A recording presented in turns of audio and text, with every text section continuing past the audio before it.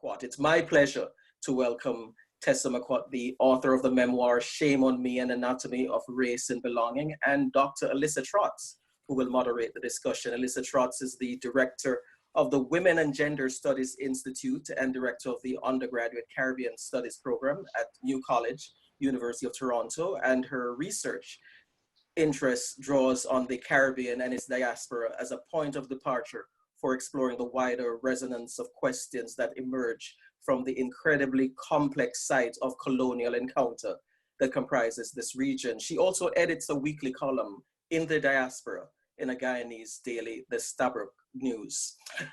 Also want to thank Tonya Addison and Norman Nemetala of Penguin Random House for making this possible. Alissa, over to you.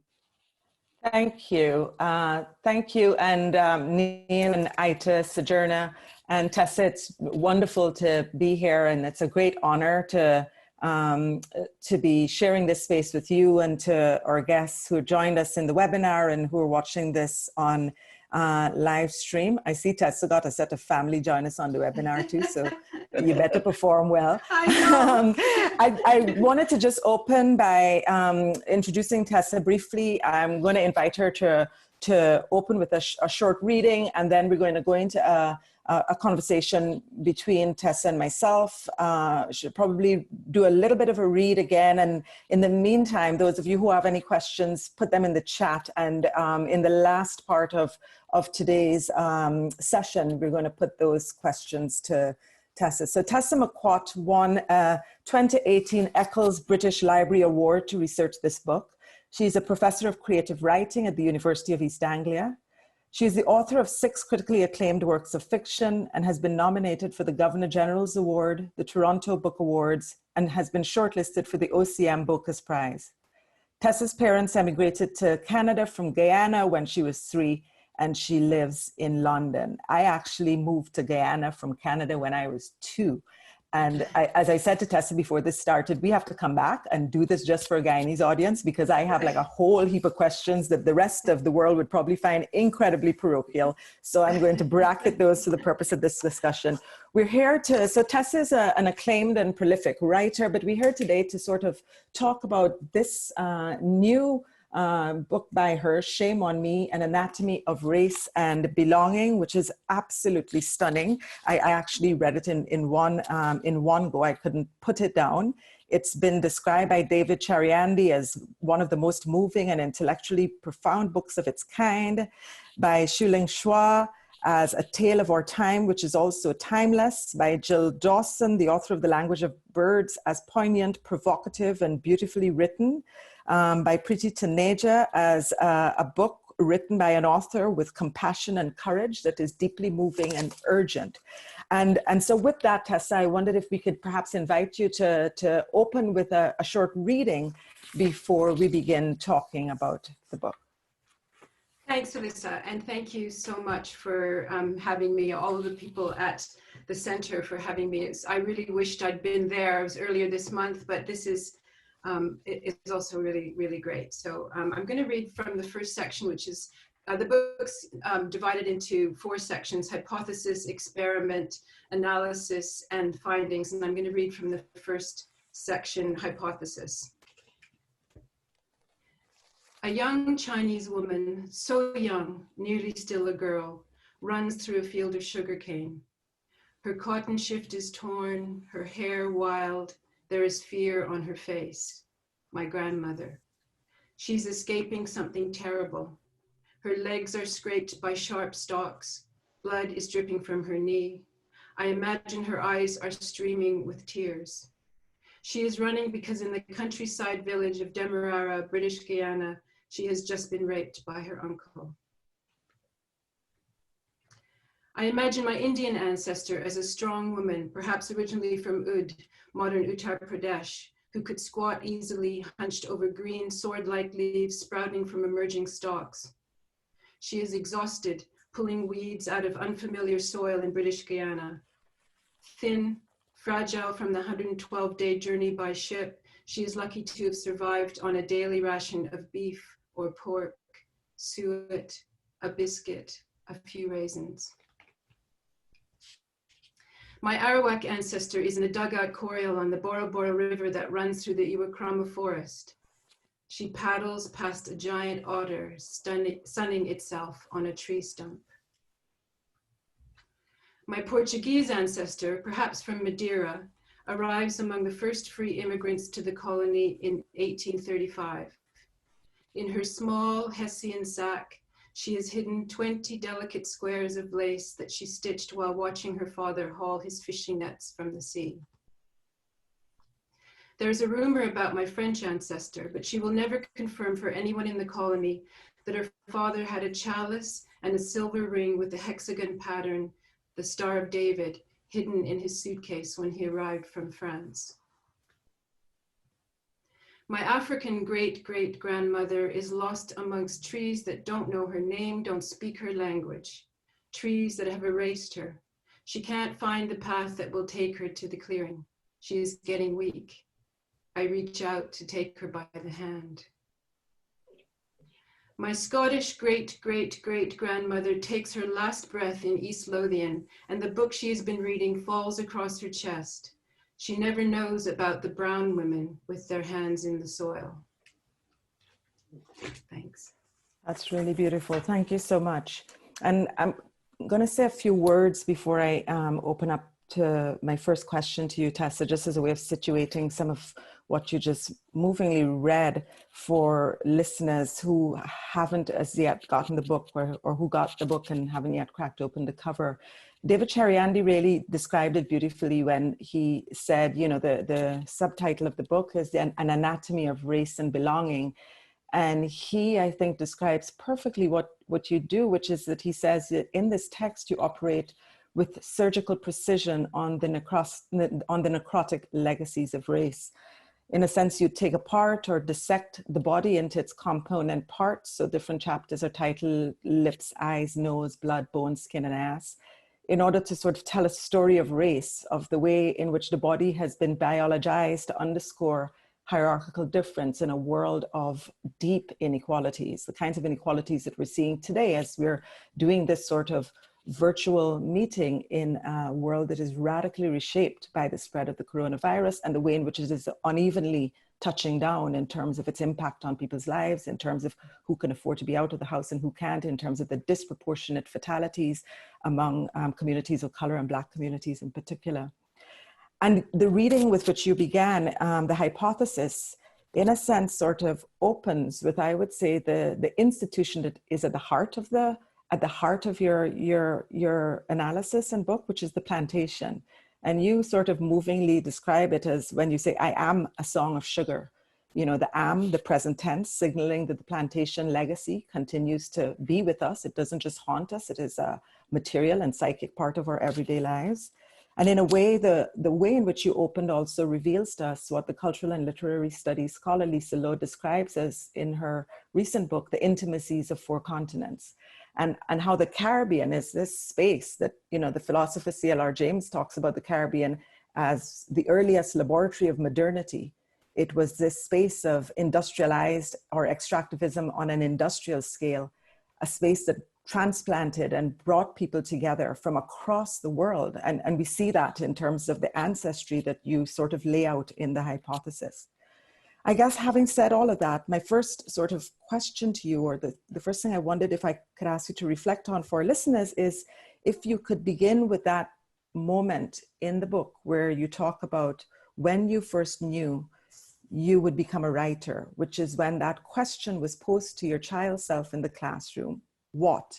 Not who are you, but what are you, right? Which is, what are you is sort of a depersonalization, reducing you to a species. And what really struck me was two things about that, was that one, you become different at the moment that the question is posed, right? It is the question being posed is what produces this sense of yourself as different. And secondly, that you literally cannot answer that question, right? You talk about marking all of these boxes the way in Schooner Flight, Derek Walcott says, I have Dutch, English, and nigger in me, and either I'm nobody or I'm a nation. Or the Guyanese writer Ken Corsby also talks about going to New York and they say Chinese, tick, buck, tick, black, tick, white, tick, tock, tick, you know. So I wondered if you could open perhaps by beginning with that moment when you knew you wanted to become a writer, and reflecting in your answer on the generative, I don't know if that's the right word, role of shame in sort of being a fuel that began to take you to those places. Yeah. Well, that moment that you're talking about in the book is, you know, I was 8 years old, and I knew that I was Guyanese. I knew that I was from the Caribbean. I knew that our family had a whole, mix of different looking people, from Black to Chinese to white to Indian, etc. But the question that was asked for me, and for those who haven't read the book, we were reading in class, and we came across the word Negro in the book, and so the teacher, this was in Willowdale, in a very white suburban area of Toronto, and the teacher stopped the class and said, "Does anybody know what that word means?" And, you know, I, among everybody else in the class, was, you know, good question. I don't know what that means. Because it's a species word, you know, it's a word that, as you said, dehumanizes, turns someone into a category of something. And so, not knowing it, along with everybody else in the class, one of my classmates turns towards me and says, "Yeah, Tessa," and everyone in the class looks my way, and in that moment I'm frozen in this kind of othering that took place in that moment that I didn't know how to address. I didn't know that I felt unbelonging in that way, you know. So I knew that I wasn't completely belonging in that world necessarily, but not necessarily marked out by some kind of species word. And so the moment that you're talking about where I think that was the moment that I became a writer, it's because I looked to the teacher looked at me and said, no, not Tessa. So I was even more confused, you know, so if I'm not that, okay, then what? And she said, "What are you, Tessa?" And I just sort of looked blinkingly at her, and she said, you know, she's trying to help me. She says, "You know, people are certain things, you know, they're trying to find things in my face that would help me." She said, "You know, they're Mexican, Brazilian," and she was trying to help, really, but really wounding me more with every moment that the class's eyes were on me. And then finally, you know, I couldn't answer the question, "What are you?" So I put my head down on the desk, and that was it until the next day, I think. But I think that moment in trying to seek out the what, you know, in trying to answer that question, "What are you?" that has been what I've been doing most of my life, you know, on a belonging way. That is, you know, what I've been doing, and therefore that's when people ask me, I'm a writer, I'm searching for my place of belonging, and I belong in the world of writers and writing, because it's a place to imaginatively make up your own belonging. You know, it's a place to feel confident in language and to feel like you can make yourself out of language, rather than have someone else from the outside tell you what you are. And so, and related to shame, I mean, as you mentioned, you know, there's a line in the book, "I am a song of sugar," and that is because that's the sugar of the plantation, and that structural inequality, that structural basis of the plantation, as you also mentioned, currently exists. We still live in that structural inequality in off the plantation, which isn't off the plantation, it's still in the plantation. And so the shame, it's interesting. I've been thinking a lot about, because people have asked me this question about shame, and I think it's almost hard for me to think of anybody who doesn't have shame, who can exist in this current inequality, the kind of structural inequality that exists across the globe, can't somehow feel ashamed of being a part of it. And so that shame is, for me, is generalized, but in particular, it's the shame of my, you know, sort of white colonizing, slave overseeing ancestors, as well as, you know, the Black enslaved people, because, you know, there's a great line from Carol Phillips, Crossing the River. He opens it, and it's in the book. He opens the book with "A desperate foolishness. The crops failed, I sold my children. so there's that shame of that very first moment of enslavement, of being sold as well. So I think when to do with race and inequality, there is shame from every angle. Absolutely. And it's interesting because you touch on so many dimensions of shame. On the one hand, there's the shame that you get to, I would say, closer to the end of the book, which is the shame in terms of what it means to take accountability, to take responsibility, to act in solidarity. But then there is also the internalized shame that is a product of coloniality, the shame that has you as a child feeling as if you are the sore thumb sticking out when the teacher asks that question. The teacher is not the problem, but you as the child immediately becomes, I remember I actually went to graduate school in England, and I was in a classroom, this was in the 90s, and the English professor is lecturing, and he says very casually, it's as scarce as finding a nigger in a woodpile. I was the only Black person in the class. And up to this day, I still can't understand why my immediate response was shame. It wasn't anger. It wasn't like, I have still to understand fully and to locate that. And so it seems to me that trying to get to the bottom of that, trying to understand that dimension of shame is such a huge and beautiful part of this book. And I wondered if you could reflect on the word that I think lives next door to shame here, which is silence. And whether that has anything, and I'm thinking here of the Trinidadian Canadian filmmaker Richard Fung, who made this beautiful documentary, My Mother's Place, which looked at his mother, who's Chinese, about 8 years old, but a lot of it is reflecting on these familial silences and shadows. And I wondered if you could reflect a bit on the silences that you ended up having to go after, the shadows in your own familial history that were never spoken before you started to do this work, and what's the relationship between that and shame?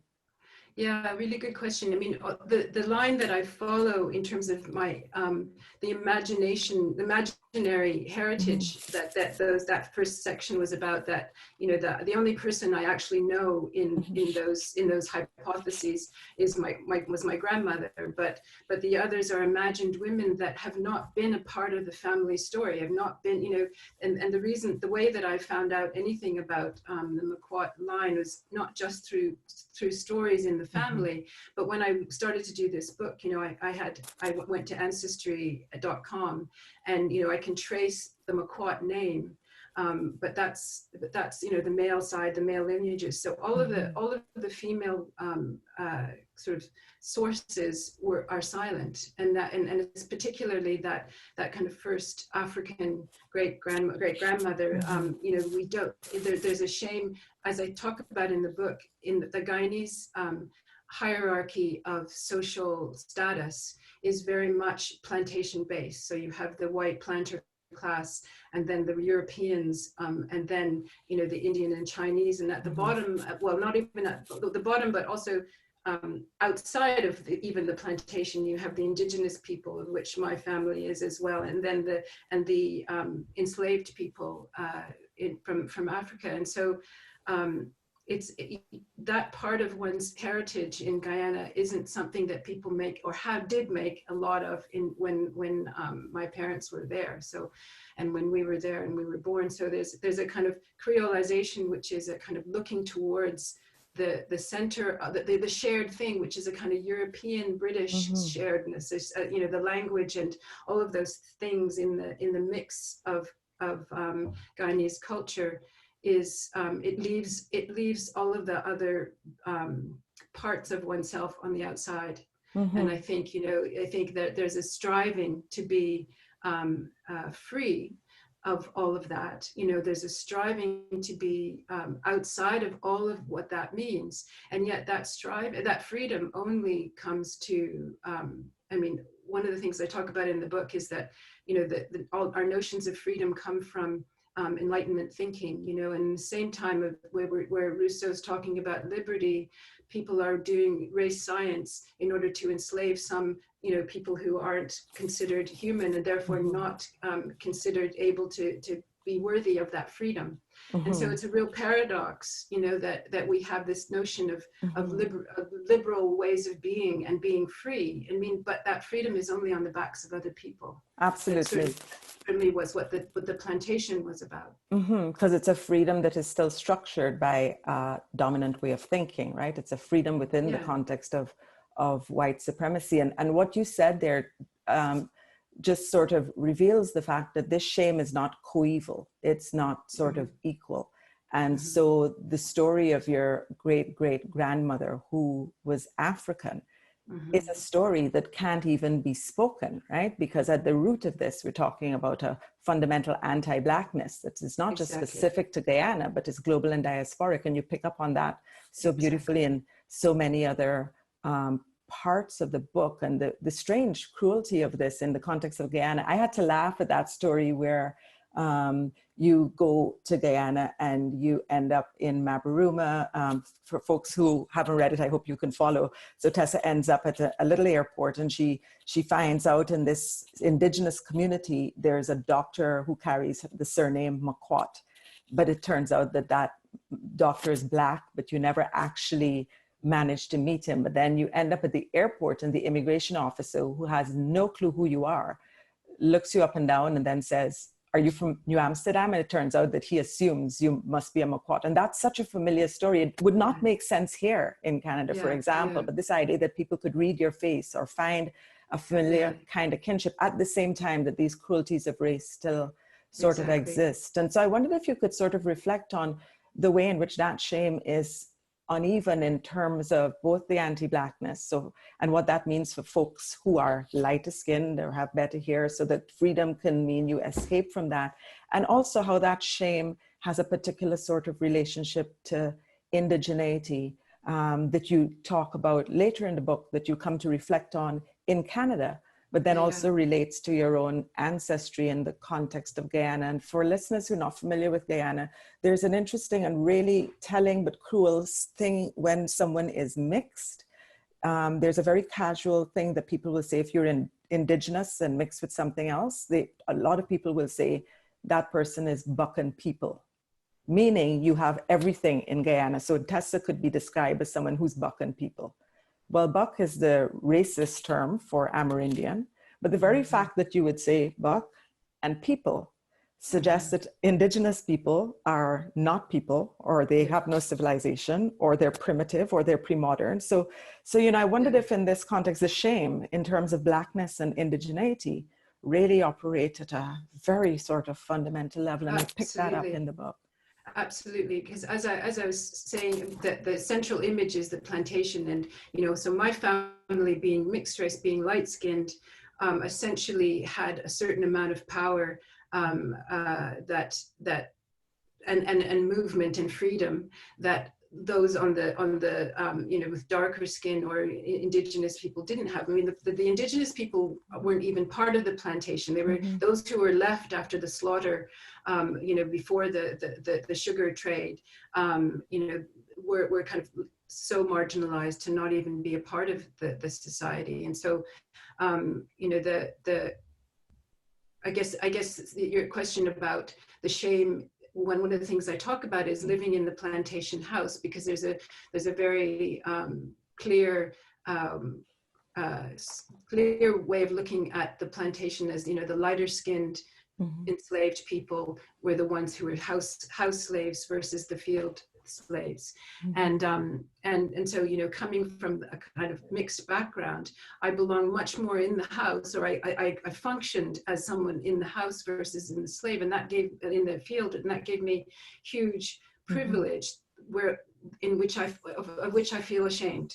In other words, just because of that mix, I'm allowed a certain in certain circles allowed a certain access that others, darker skinned people on the plantation didn't have. And your question about indigeneity, one of the things that's a kind of paradox for someone from the Caribbean to come as to have more in common with settlers in Canada than they do the First Nations people is a huge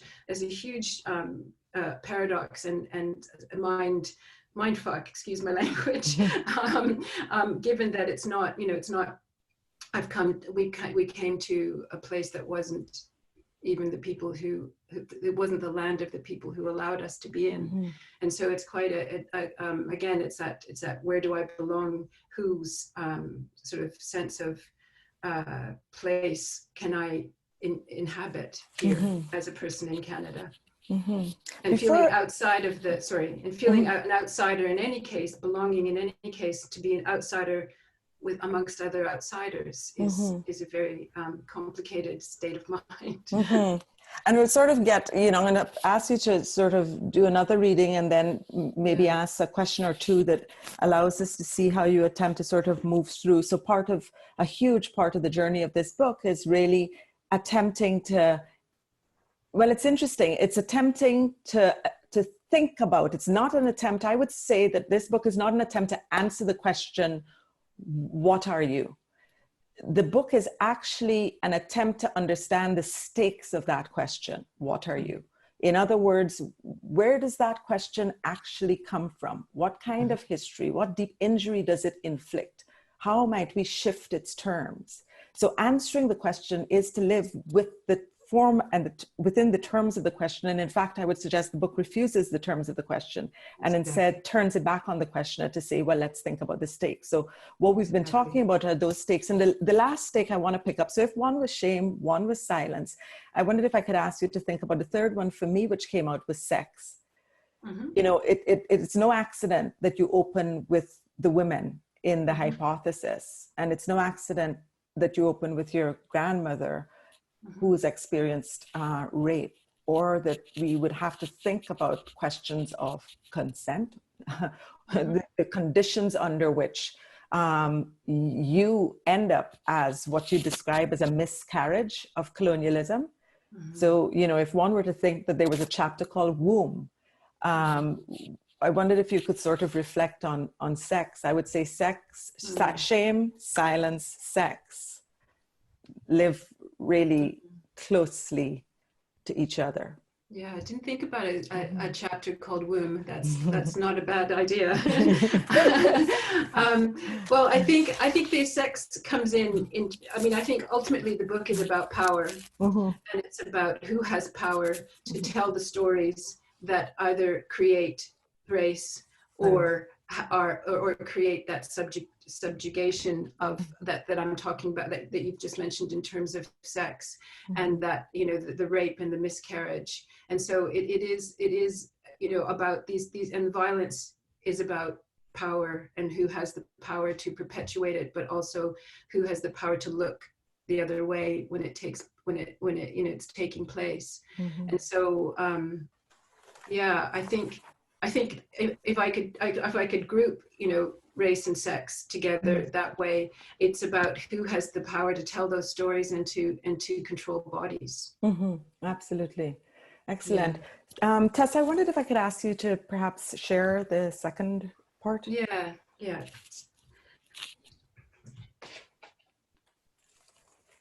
Someone once said that race is like 6 o'clock.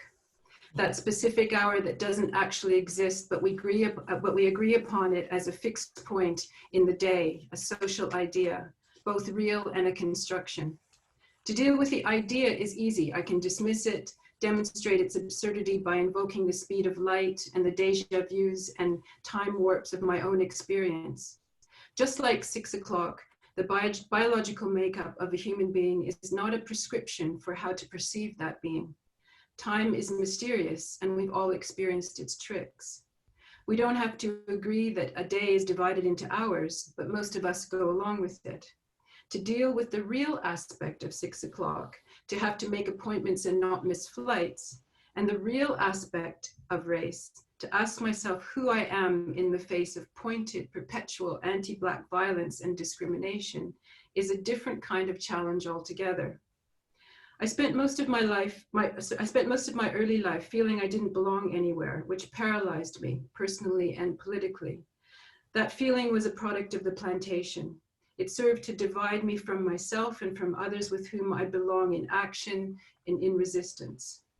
The shame of living in the master's house is debilitating, but my lack of belonging has been a red herring. I don't want to belong anywhere on the plantation. I have lacked the revolutionary leadership to be Kwamina, the enslaved man leading a rebellion, and I have been the obedient other. But it's time for disobedience, for action. Oh, the world. In our dispossession and our rage, we need to ask different questions. The single most powerful tool we have is our language and its ability to reinvent realities. We can talk and listen, undergo a collective psychoanalysis that sees us uncovering all that is difficult to know, the sources of shame and how we might move on from them. I desire a new language of belonging, a who are you space to gather in with others rather than the biological what am I. This new language finds the political in the personal, and it requires me to ask who I am in the face of any new race making that might be taking place. Who in me is the slave? Who the plantation owner? Who the indentured laborer? The bounty keeper? Who the collaborator? Who the perpetuator? Who the victim? Who am I othering as I write, as I speak, as I travel, as I shop? What borders am I erecting? Who am I when I don't feel I have enough? Thanks. Thank you so much. I'm going to ask one more question and then open it up to folks. Sorry to dominate here. It's just so rich, but what you just read, just thinking about how you talked about race and 6 o'clock and the way in which you sort of so simply sort of convey to us that apparent sort of paradox that race is a fiction whose truth we cannot escape, right? Right. And as you were reading that section, I was thinking of Fanon, the oh, my body make of me always a man or woman, a person who questions. And I wondered, perhaps the last question I'll ask before we open it up and see if these folks have any questions for you, is whether you could say a bit about, because there's a big section in the book where you talk about psychoanalysis and how it helped you to grapple with this, as you put it, the question of what your body represented to others. And I wondered if you could share a bit of that journey that allowed you to then move from a child who was completely destabilized by a question that had no answer because you couldn't pinpoint a singular origin, and you read that first as loss, to a journey through psychoanalysis where you come to an understanding that your response to a question like that is that you are a writer and that your country is a language. Yeah, well, the psychoanalysis, I suppose psychoanalysis came out of feeling that constant lack of belonging, but the constant kind of failure in ways of connecting with a group or a community or a person, and I think what I learned through psychoanalysis is that that wasn't my doing, that wasn't my fault, and it didn't have anything to do with my exterior world. It had to do with my inner fears, and it had to do with my my sense of my defense mechanisms, but it also had to do with inherited loss in my family. That I was the replacement child for my parents' first child who died, and that created me, that gave me some sort of lack of confidence in my own being, just as me, rather than someone who is replacing a child. And so I guess what the psychoanalysis, I think that the way that I use it for race and for what we need to all go through is to understand what we fear and why. One thing about Fanon and the psychoanalysis and the light and the dark, is the shadows. There are shadows that exist in our psyches that create our ways of functioning in the world and our fears. And if we face those fears, and if we look at those shadows, and if we understand why it is that people fear each other, then that is our way towards healing and to get towards a sense of wholeness in which we have enough, and we don't have to put up borders and make walls in order to keep people out, because we have enough. And when we have enough, everybody can have enough together. Thank you so much. There's a question here from Rashida Higgins, well, three, what type of feedback have you received from readers to date? How has this book changed your life?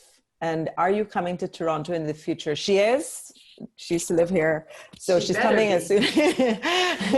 But I wondered, perhaps the first two, what sort of feedback have you gotten so far? Yeah, I've had wonderfully amazing, life-changing feedback, to be honest. Feedback that has made me think, okay, I've lived my potential here, because, and I don't mean that because of praise. I mean that because I've had some people write to me to say, I've had several people write to me to say that they have never read anything in which they have felt fully represented, because there's not a lot about the complexity of mixed race people out there. And so that has been the most satisfying thing. And some things from young women who say, thank you for writing this.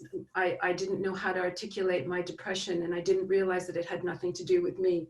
And so, it was, it's been really remarkable. It's changed. That's how it's changed my life. It hasn't yet, brought in the millions. But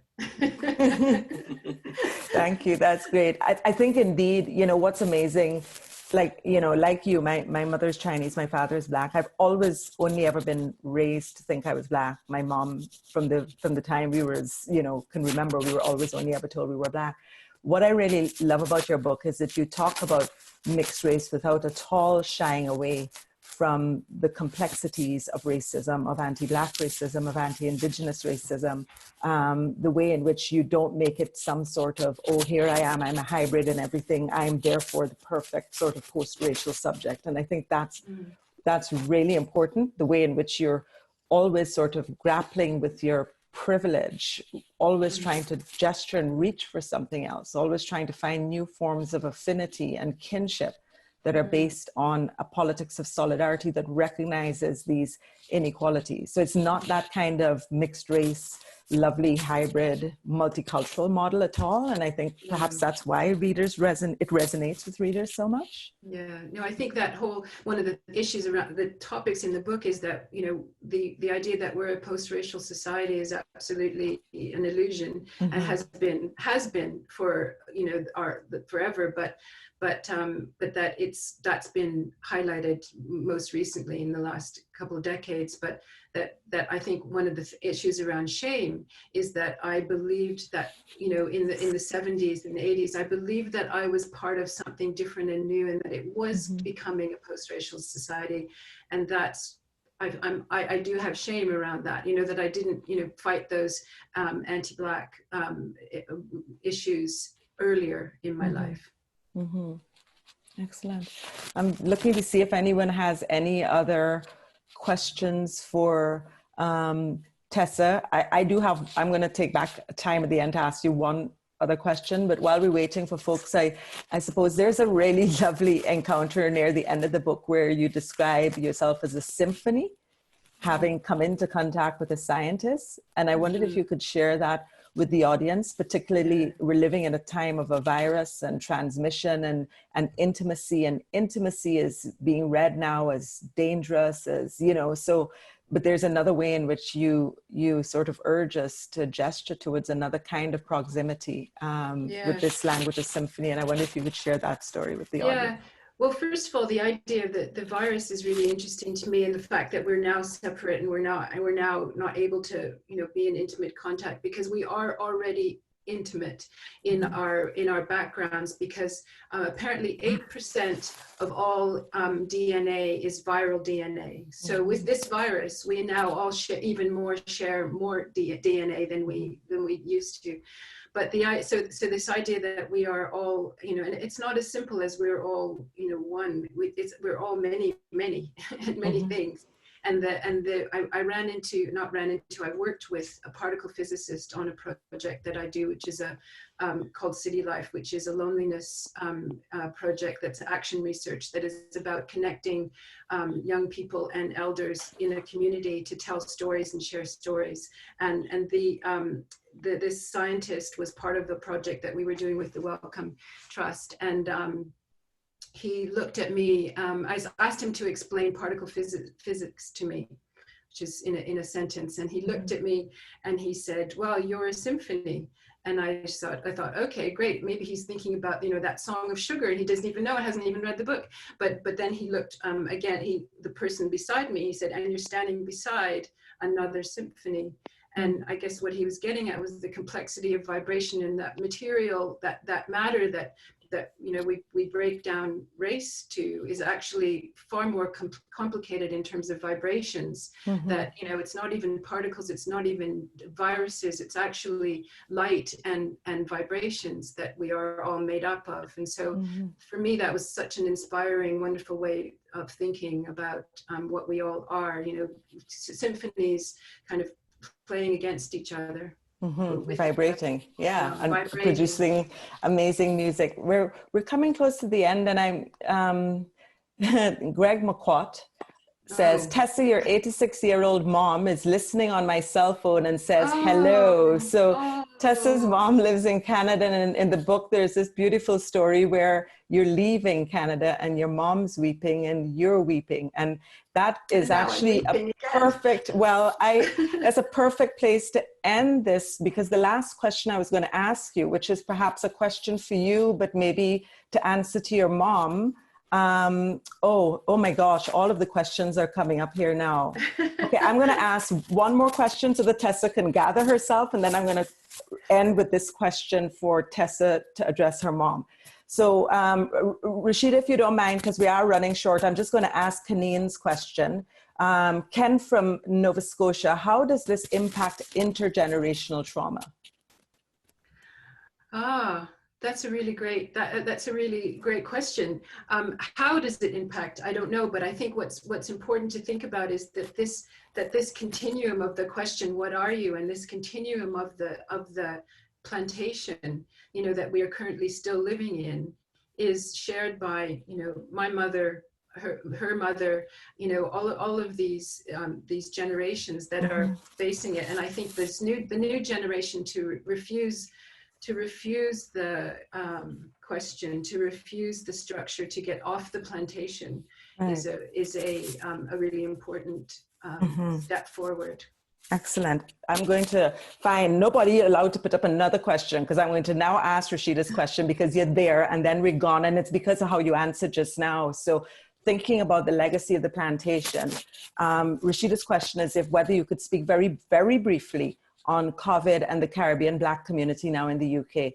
In the book, Rashida, I don't know if you've read the book, but Tessa talks about the Windrush Generation. So she talks about Black folk, which was the same time that South Asian folk and British Commonwealth folk were going to England, as the historian Walter Rodney says, run the school service, run the education service, run the health sector, drive the buses. So they are the frontline workers, and these are the communities that have also been devastated. I think the first at least 10 to 12 deaths of doctors and nurses were Black and ethnic minority persons in the UK. I wondered if you could perhaps speak very briefly to that, and then we'll go to the last question. I think you've said it, and the question, it says it itself, in that these are people who are the badly paid, on the front line, doing the work that's saving others, and I have a friend who's a consultant, a doctor, a specialist, who's a woman of color, and she says that it's partly, she believes that it's because these people of color aren't speaking up and saying no, that they're not going to work without protective equipment. And again, that speaks to me to be, plantation mentality, that we're somehow grateful to be in this structure, and that we're not going to lose our jobs by refusing. And so for me, it's heartbreaking every day to see the faces of the people who are dying on the front line. So the last question, and this is for you and for your mom. You open the book with your Chinese grandmother, which is your mom's mother. Yes. And throughout the book, you're haunted by your grandmother running. Yes. And she keeps running and she keeps running. And I wonder, having written this book, in your imagination, has she stopped running? And what would you say to her today? Gosh. Gosh, has she stopped running? If I answer that sort of honestly about her legacy in me, which is probably where it comes, or maybe goes down into my nieces and others in my family, I would say that no, that there's still running going on. There's still freedom to be had. There's still freedom to come, actually. So it's part, so the process.